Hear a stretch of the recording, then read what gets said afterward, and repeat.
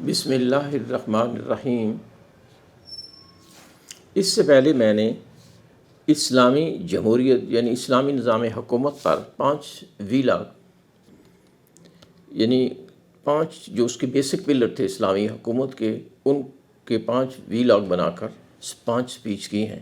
اور آج میرا موضوع جو ہے وہ ڈیموکریسی مغربی جمہوریت یعنی عوامی نظام حکومت، اس کے بھی 5 بیسک پلر میں بیان کر رہا ہوں۔ ان کے بھی 5 ویلاگ ہوں گے اور ڈیلی 1 ویلاگ اپلوڈ کیا جائے گا۔ تو ڈیموکریسی مغربی جمہوریت، ڈیموکریسی یعنی جمہوریت مغربی سیاسی نظام کی ایک اصطلاح ہے۔ ڈیموکریسی انگریزی کے 2 الفاظ ڈیمو اور کریسی کا مرکب ہے۔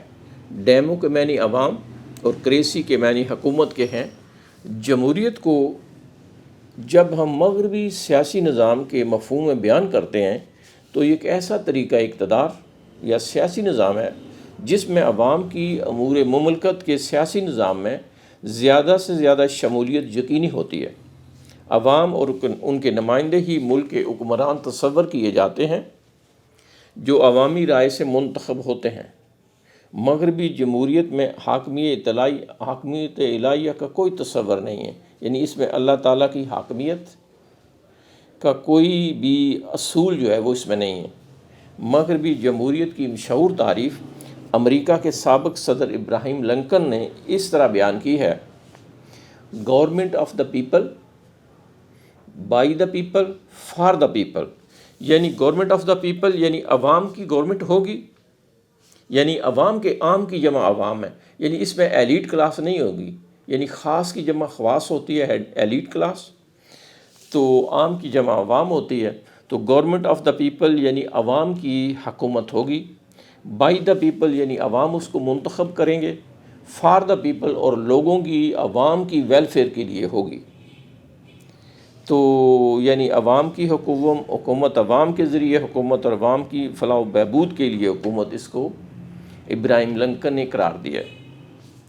اور اردو دائرہ معارف اسلامیہ میں جمہور کے بارے میں لکھا ہے کہ یہ اصطلاح 18ویں صدی میں ترکی میں عربی لفظ جمہور سے واضح کی گئی ہے، جس کے معنی آدمیوں کا مجموعہ۔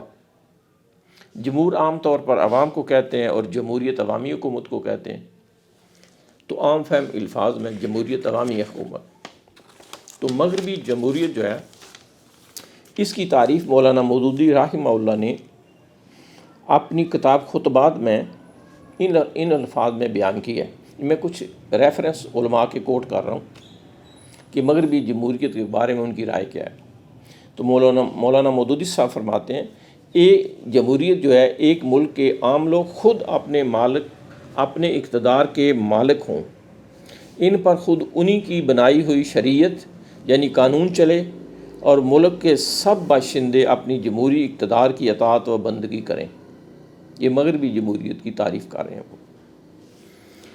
جبکہ سوشلسٹ مفکر کارل مارکس کی رائے میں جمہوریت سرمایہ دارانہ نظام کی عالمگیر سازش ہے۔ یہ سرمایہ داروں کی سازش ہے، کیونکہ پارٹیاں بھی ان کی ہوتے ہیں۔ یہ کارل مارکس جو سوشلسٹ ہے، یہ کہتا ہے کہ یہ سرمایہ داروں کی ایک سازش ہے، کیونکہ پارٹیاں بھی انہی کی ہوتی ہیں اور کینڈیڈیٹ بھی انہی کے ہوتے ہیں۔ عوام جو عام کی جمع ہے، اس کے پاس صرف ایک ووٹ ہوتی ہے، وہ سرمایہ دار جاگیردار لے جاتا ہے۔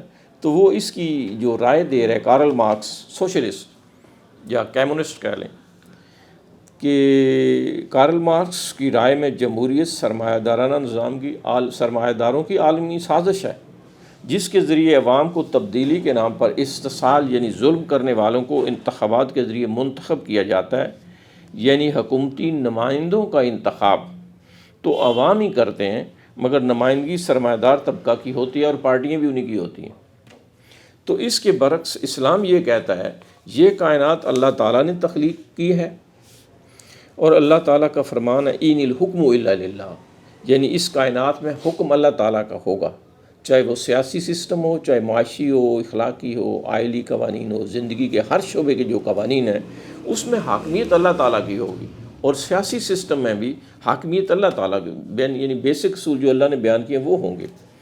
تو جبکہ مغربی جمہوریت میں یہ انسانوں کا جو بھی قانون بنائیں وہی قانون ہوتا ہے۔ تو مختصراً یہ کہ مغربی جمہوریت میں عوام کے نمائندے جو چاہیں قانون سازی کریں، اس کا نظام حکومت میں اس نظام حکومت میں اللہ تعالیٰ کی حاکمیت کا کوئی تصور نہیں ہے، جو مکمل طور پر اسلامی اصولوں کے خلاف ہے، یعنی مغربی جمہوریت، جبکہ اسلام مغربی جمہوریت کی بجائے خلافت یعنی اسلامی جمہوریت کا تصور پیش کرتا ہے، یعنی ایسی جمہوریت جس میں اسلامی اصول ہوں۔ تو اس لیے مغربی جمہوریت میں یہ عوام جو چاہیں قانون بنائیں، تو اس میں اللہ تعالیٰ کی حاکمیت کا کوئی تصور نہیں ہے۔ وآخر دعوانا ان الحمد للہ رب العالمین۔